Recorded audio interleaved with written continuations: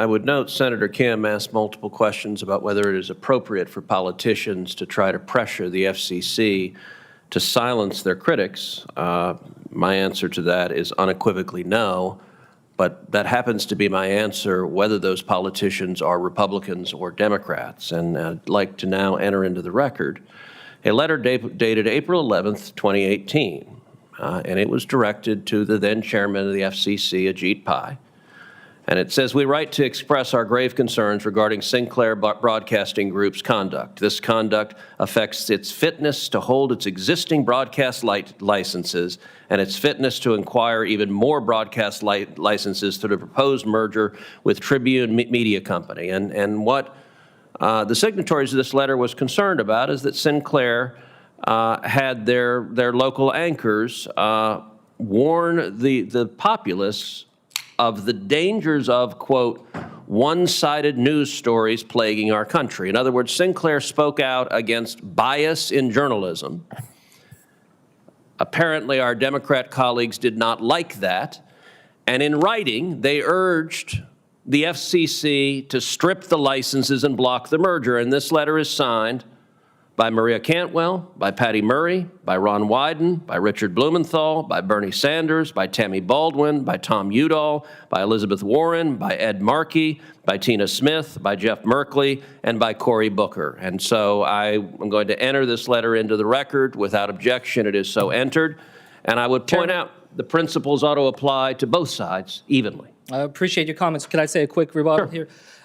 I just want to say this is another attempt to muddy the waters. Chairman Carr's threats to companies he directly regulates are not the same thing as a letter from Congress requesting an agency examine a matter of public concern. Members on both sides of the aisle frequently write similar letters. That's the proper oversight role of Congress. As one example now, Secretary of State Rubio and other Republican senators wrote to the FCC in 2022, urging the agency to thoroughly scrutinize a proposed sale of Spanish language radio stations concerned it would, quote, silence political viewpoints. So I hope my colleagues, we stop trying to distract from the clear and present attacks right now upon our First Amendment. Chairman Carr's targeted threats against the licensees he directly regulates, and we can hear from Chairman Carr without further delay.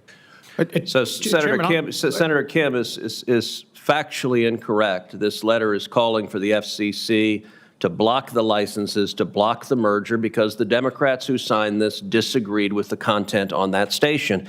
And the difference, I was on that committee then. When this happened, I spoke out against it at the time. And you know what? Not a single Democrat on this committee had a word to say about it. I was also on this committee at the time that Democrats tried to go after Fox and deny a routine license renewal, again, because Democrats didn't like what Fox News says. You know what? I don't like what MSNBC says, but I'm not urging the commission to take away MSNBC's license. And so suddenly, when the current administration and FCC makes comments about Jimmy Kimmel, comments that, as you know, I disagreed with and spoke out against, suddenly Democrats have discovered the First Amendment, and my request would be maybe remember it when Democrats are in power, that the First Amendment is not simply a one-way license for one team to abuse the power and the other not. Instead, we should respect the free speech of all Americans, regardless of party. I agree with that statement you made. A lot of what you just said, I was not on the committee at that time, and I hope going forward, as I am on this committee with you, that we can work together to show that we do this regardless of who is violating, that we try to show that integrity to the process. That would be a wonderful development. I hope so as well.